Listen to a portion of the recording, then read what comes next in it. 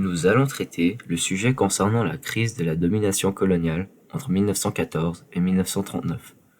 Pour faire cela, nous allons nous focaliser sur l'aspect économique, culturel et les mouvements sociaux lors de cette période. On va surtout observer l'impact de ces crises coloniales. On va tout d'abord vous lancer dans ce podcast avec une introduction de la situation actuelle en l'an 1914 et on vous présentera en même temps notre problématique. On va commencer notre développement par une carte territoriale et la situation des empires en l'an 1914. On va aussi vous donner les définitions vous permettant de comprendre comment fonctionne une colonie, dominion, empire et les relations qu'ils entretiennent l'un avec l'autre. Ensuite, on va vous parler des événements majeurs qui ont produit un impact sur les colonies.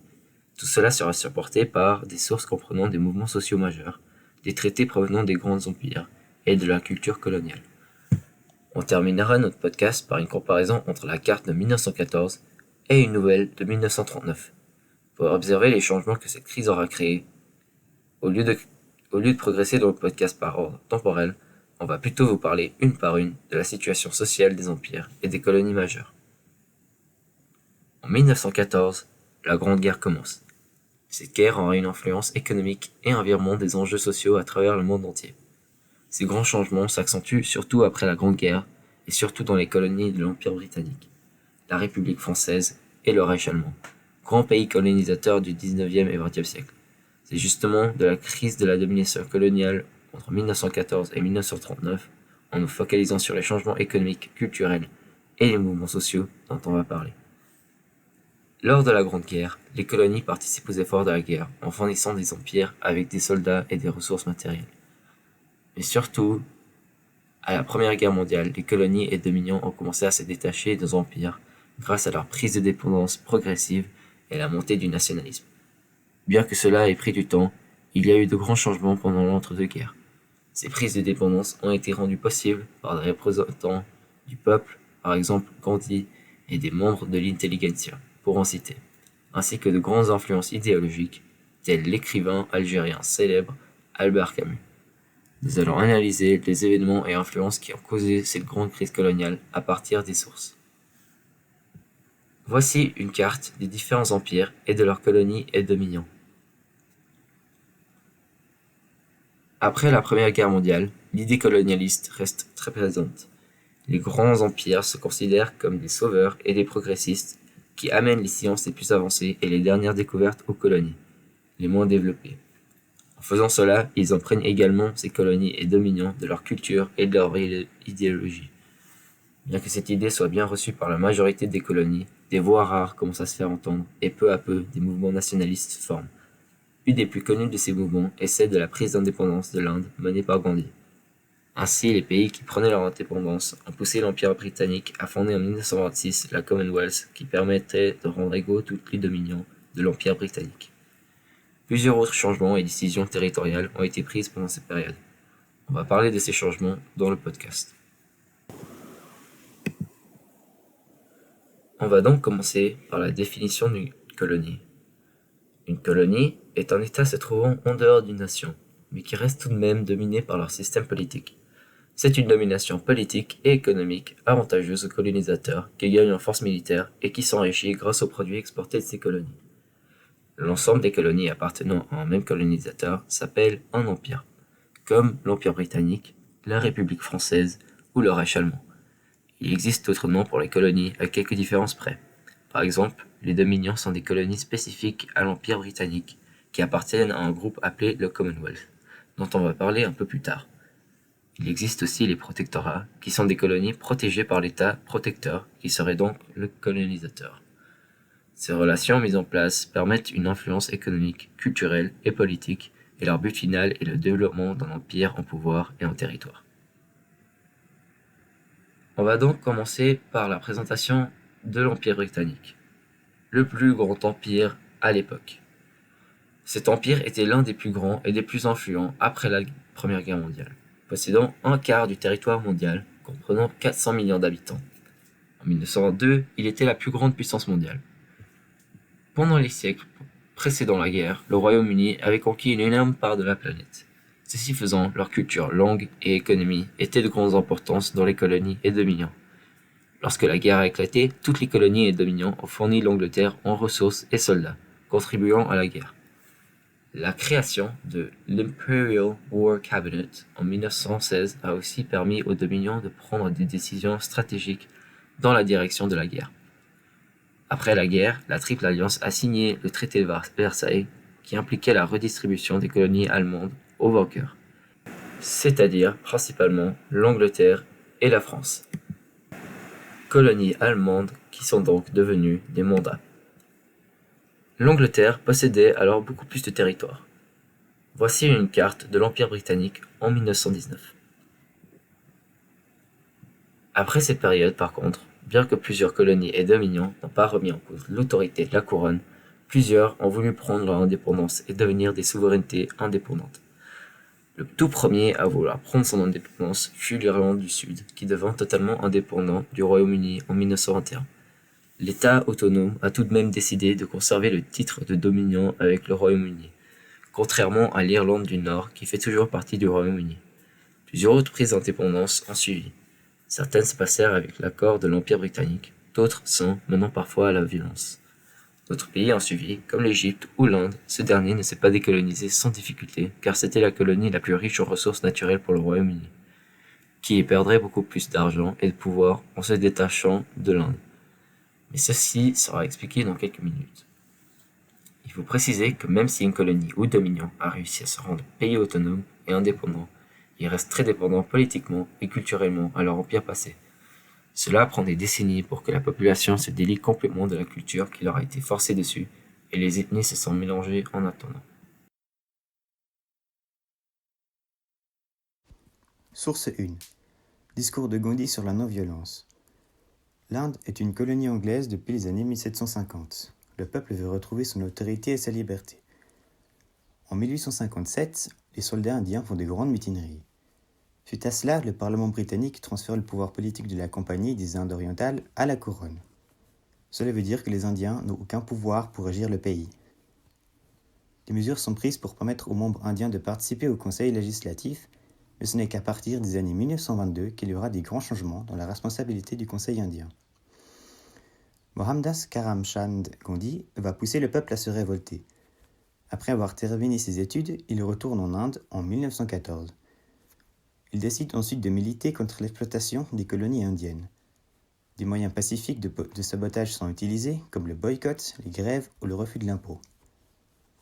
Malgré les tensions présentes à ce moment, la révolte qu'il a provoquée ne vont pas générer de pertes humaines. Il va élaborer la doctrine de la non-violence et des mouvements de masse provoqués par Gandhi vont combattre la domination coloniale britannique. L'Inde se relève. Le 23 mars 1922, Gandhi va être jugé et va lire son discours sur la non-violence. Voici une partie du discours. Lorsqu'en 1914 la guerre éclata entre l'Angleterre et l'Allemagne, je formai un corps d'ambulanciers volontaires composé des Indiens qui se trouvaient à Londres, étudiants pour la plupart. Son utilité fut reconnue par les autorités. Enfin, lorsqu'en 1918, à la conférence de la guerre qui eut lieu à Delhi, Lord Chelmsford fit un pressant appel pour l'enrôlement de la jeunesse. Je me donnais tant de mal pour former un corps sanitaire à Kedah que je compromis sérieusement ma santé. Ce corps allait être formé lorsque les hostilités prirent fin. Dans tous ces efforts, j'étais poussé par la conviction que des services de ce genre me permettraient d'obtenir pour mes compatriotes un rang égal à celui des autres parties de l'Empire. Avec ce discours, il dénonce la différence d'égalité entre les peuples occidentaux et le peuple indien. Le peuple indien n'avait pas les droits de liberté, d'égalité et de démocratie que défendent et possèdent les Européens. Le peuple indien faisait partie d'une colonie anglaise. Comme dit précédemment, la prise d'indépendance des colonies est parfois prise avec violence. Après les mutineries du peuple indien menant à des résultats peu convaincants, Gandhi usa de sa parole pour donner son indépendance à son pays. Gandhi initia un courant nationaliste indien. Sa doctrine de la non-violence s'appuie sur des principes universels d'humanité qui passent à travers le temps, les nations et les cultures. Dans la religion hindouiste, la non-violence est appelée ahimsa. Cette croyance se veut être touchée par toutes les créatures vivantes. Reprenant l'idée de saint Paul, apôtre de Jésus de Nazareth, Gandhi se base sur son idéologie, surmonter le mal par le bien. Ce qu'il veut, c'est délégitimer la violence faite à tout peuple. Il veut instaurer une attitude de respect de l'autre dont le conflit et une stratégie d'action politique pour combattre les injustices. Selon lui, l'intolérance est la pire des formes de violence car elle vient de l'être lui-même. Suite à son discours dénonçant les injustices entre le peuple indien et européen, Gandhi fut condamné à 6 ans de prison. Tous les moyens de révolte ne sont pas efficaces. La marche du sel, grande campagne de désobéissance civile de 1930, a été vouée à l'échec. Gandhi a dû attendre la Deuxième Guerre mondiale pour relancer l'agitation nationale. La violence ne fut pas utilisée à l'indépendance indienne et finalement acquise le 15 août 1947. Les paroles de Gandhi ont fait augmenter le nationalisme indien et ont fini par donner l'indépendance partielle à l'Inde.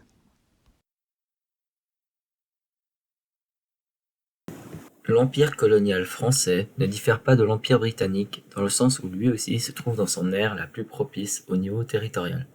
Avec ses 12 millions de kilomètres carrés et 70 millions d'habitants en 2020, l'empire possédait une autorité au niveau mondial. Grâce à la Société des Nations, ils ont vu leur territoire s'agrandir.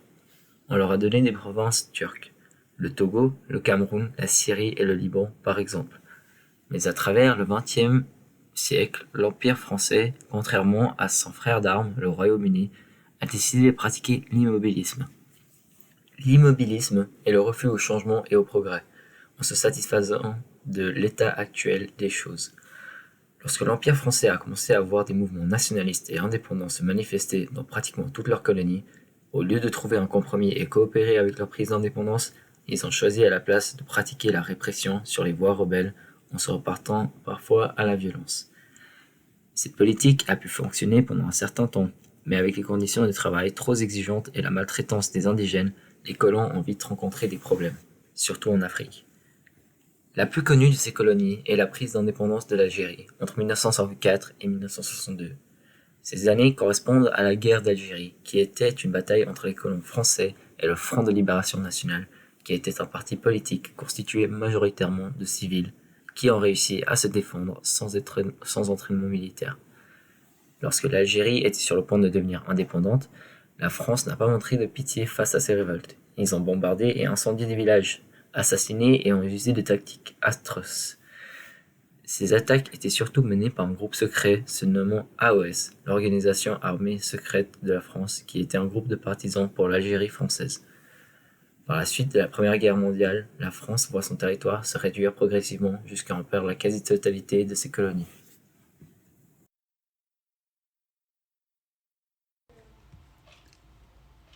Source 2. Partage de l'Afrique. Pendant le XIXe siècle, nous assistons au traçage de multiples frontières survenues dans le continent africain. Les territoires sont choisis de façon arbitraire par les grandes puissances européennes. Cette division de territoire du continent africain laisse place à une sorte de concurrence ou compétition entre les États européens sur le sol africain. Les pays concernés sont les suivants: l'Allemagne, l'Italie, le Portugal, la Belgique, l'Espagne, la France et le Royaume-Uni. Les deux derniers sont réputés les plus importants. Ils sont les précurseurs de la conquête du territoire africain. Conférence de Berlin 1885. Pour édicter les parts ainsi que les règles de territoire, plusieurs conférences ont vu le jour. La plus importante est celle de Berlin en 1885. Le chancelier Otto von Bismarck se présente comme médiateur de la crise. L'Allemagne souhaitait s'affirmer en tant que noyau central de cette crise des territoires. De plus, il est primordial de rappeler que le gouvernement de Bismarck était la plus grande puissance économique et politique, ce qui explique son implication en tant que leader de cette conférence de Berlin. Mouvement de révolte.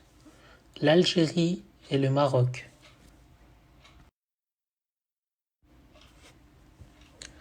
L'Algérie. La présence militaire et politique excessive des Français se fait ressentir sur le sol algérien. Les habitants algériens reconnaissent une pression émise par les Français, que ce soit culturelle ou politique. Ce conflit oppose le Front de libération intitulé FLN et l'Armée de libération nationale intitulée ALN contre l'armée française. Le conflit donne lieu à une guerre civile idéologique. Les deux parties mènent des actions dévastatrices. De nombreux attentats sont commis, s'ensuivent de multiples assassinats et massacres sur les deux rives de la Méditerranée. Pour arriver à leur but, le FLN a dû combattre et destituer les opposants. Le parti adverse est le Mouvement national algérien intitulé MNA. Les membres de ce parti sont en effet aussi des Algériens, mais qui se revendiquent pro-français. Le Maroc. Depuis les années 1912, le Maroc était sous l'emprise française. Nous la considérons comme un protectorat français. La population se sentait envahie par l'Empire français. Elle s'est dotée d'un empire indépendant nationaliste. Le Maroc souhaitait son indépendance, qui était également approuvée par le président américain Roosevelt.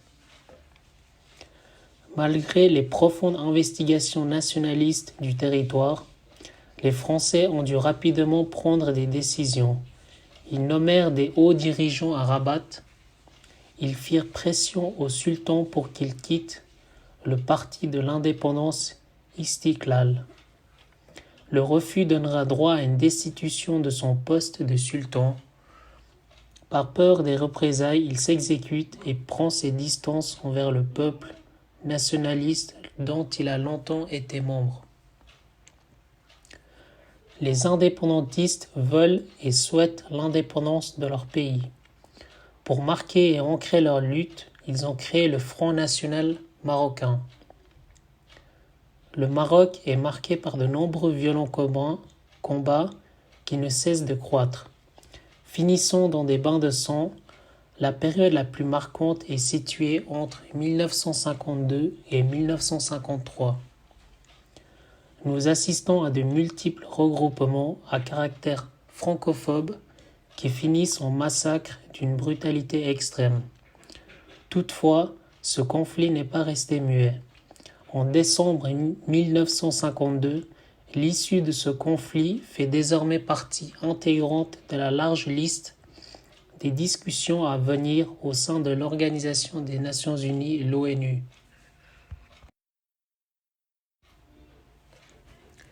La souffrance de l'Afrique noire. Force est de constater que les pays africains regorgent de matières premières comme les minerais. La superficie des terres cultivables est l'une des plus grandes du monde. La plupart des pays africains sont sortis de l'emprise coloniale.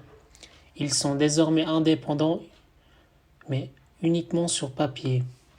Mais en réalité, ils dépendent encore des grandes puissances qui les ont auparavant colonisés. La plupart des pays africains sont dans le rouge. Certaines populations vivent encore avec moins d'1 franc par jour. L'Afrique a les moyens pour se développer plus rapidement et devenir un continent riche si elle utilise à bon escient les ressources dont elle dispose. La chute du continent africain est en partie due aux Africains eux-mêmes, qui n'ont pas su se relever et prendre en considération les erreurs commises par le passé. Les causes restent multiples. Il en existe 5, la dépendance, l'instabilité sociopolitique, l'agriculture, les choix économiques et le système économique. Il existe une 6e cause, c'est la corruption dont souffrent la plupart des pays en voie de développement. La dépendance. Comme expliqué précédemment, la plupart des pays africains ont eu leur indépendance.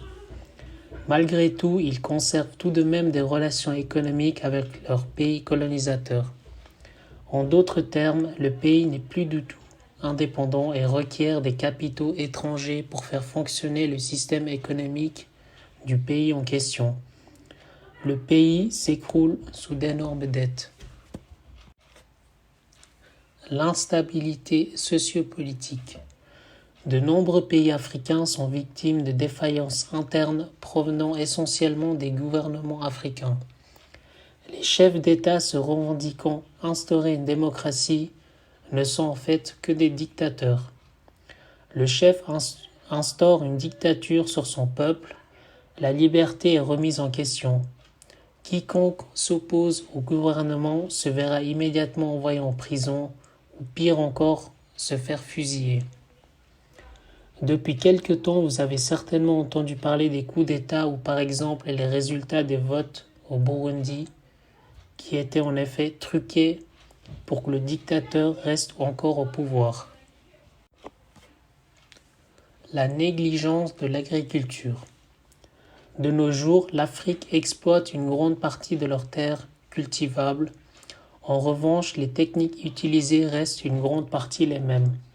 En Occident, nous utilisons des machines agricoles sophistiquées qui produisent à grande échelle et à bas coût. Les investissements sont plus nombreux en Europe que dans le continent africain. Les paysans africains utilisent encore le bétail comme outil de travail pour retourner la terre. Les anciennes techniques ancestrales ne permettent plus de produire en masse.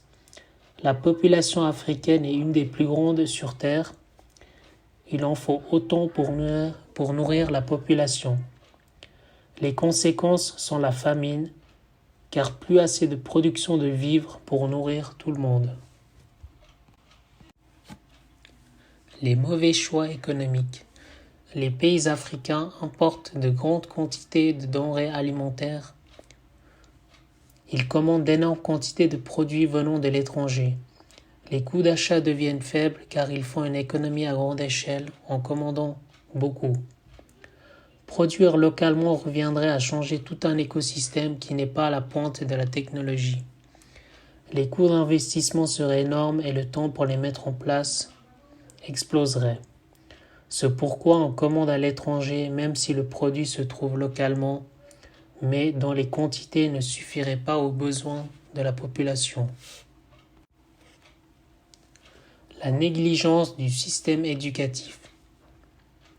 Le manque d'éducation reste un fléau majeur dans le continent africain. L'accès à l'enseignement reste un privilège que seule une minorité d'Africains peuvent offrir à leurs enfants. Les contraintes sont effectivement les coûts et les frais scolaires annuels qui dépassent catégoriquement les revenus moyens de la population qui vit sous le seuil de pauvreté.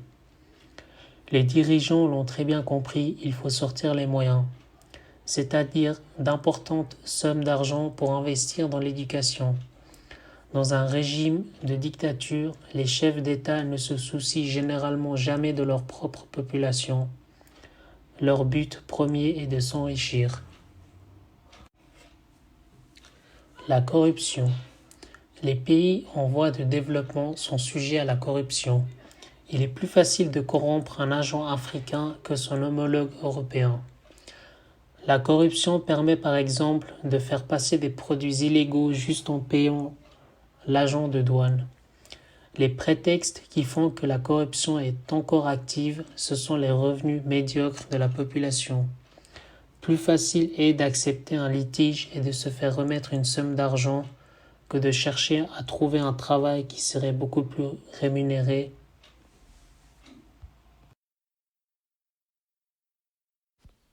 Source 3. Le traité de Sèvres et ses conséquences. Un autre exemple, parlant de montée du nationalisme, est le cas du traité de Sèvres. Le 10 août 1920, le traité de Sèvres était signé. Avec ce pacte, la Triple Entente impose alors ses conditions et achève le démembrement de l'Empire ottoman, qui perd les 4/5 de son territoire. En fin 1918, les troupes alliées occupent Constantinople, la capitale de l'Empire, ainsi que de nombreux territoires ottomans. Les forces britanniques contrôlent la Mésopotamie et une bonne partie de la Syrie, la France occupe la Cilicie, les Italiens le sud-ouest de l'Anatolie et l'armée grecque se déploie en Thrace orientale et à Smyrne. L'avenir de la région est dorénavant largement entre les mains des puissances occidentales. Après plusieurs rencontres et conférences, les Alliés finissent par s'entendre sur les conditions de paix avec l'Empire lors de la conférence de San Remo en Italie en avril 1920. Un traité de paix est signé à Sèvres, en France, par le sultan Mehmed VI, dernier sultan ottoman qui choisit de coopérer avec les Alliés. Malgré la conservation de Constantinople et le nord de l'Anatolie, la souveraineté ottomane est fortement limitée. La France et l'Italie profiteront des bénéfices économiques et administratifs des régions reçues, la Cilicie pour la France et la région d'Adalia dans le sud-ouest de la Turquie pour l'Italie. Et l'Empire britannique va recevoir sous forme de tutelle la Palestine et l'Irak. De plus, la France aura sous tutelle la Syrie. La Grèce obtient la Thrace orientale à la région de Smyrne. Les Arméniens revendiquent une grande partie du territoire allant de la mer Noire à la mer Méditerranée et du Caucase à la Cilicie. Le principe d'un Kurdistan indépendant est également retenu par les Alliés. En outre, les détroits du Bosphore et des Dardanelles doivent être démilitarisés, neutralisés et gérés par une commission internationale des détroits où sont représentés la Grande-Bretagne, la France, l'Italie, le Japon, la Grèce et la Roumanie, la Bulgarie et la Turquie. Leur accès sera entièrement libre en cas de guerre, comme en cas de paix, et sans contrôler. Pour finir, la Turquie est forcée de réduire son armée à 15 000 hommes et 35 000 gendarmes. Le traité de Sèvres est donc d'une grande sévérité et limite fortement la souveraineté turque. Si le sultan se résigne, après 2 mois de discussion, à signer le traité de Sèvres, il est considéré comme inadmissible par les nationalistes dirigés par Mustafa Kemal. Ce héros de la guerre, qui mène à partir de l'Anatolie une lutte acharnée contre le gouvernement de Constantinople et contre les puissances occupantes depuis juin 1919, le rejette immédiatement. La sévérité des clauses du traité de Sèvres l'aide alors à rallier une bonne partie de la population au mouvement. La Turquie est alors en pleine guerre civile et en pleine guerre contre la Grèce. Les Alliés semblent avoir négligé l'importance du mouvement national turc. Ils s'aperçoivent très vite de leur incapacité à faire appliquer le traité qui ne sera finalement jamais ratifié. Dès l'automne 1920 et au fur et à mesure des victoires turques, certaines puissances appellent à une révision du traité. Une conférence se tient à Londres en février 1921 dans ce but sans grand résultat. Le traité de Sèvres est finalement remplacé le 24 juillet 1923 par le traité de paix de Lausanne qui marque définitivement la naissance de la République de Turquie indépendante s'étendant de la Thrace orientale à l'Asie mineure. La montée du nationalisme turc résulte donc en de grandes révoltes et guerres meurtrières et en l'indépendance de la Turquie. En conclusion, la crise de la domination coloniale est visible de plus en plus des années 1918 aux années 1939. Tout comme d'autres États colonisés, l'Inde, la Turquie, le Maroc et l'Algérie ont obtenu leur indépendance grâce au nationalisme. Les révoltes pacifiques et les guerres civiles meurtrières ont servi les peuples nationalistes pour trouver leur indépendance. Nous allons traiter le sujet concernant la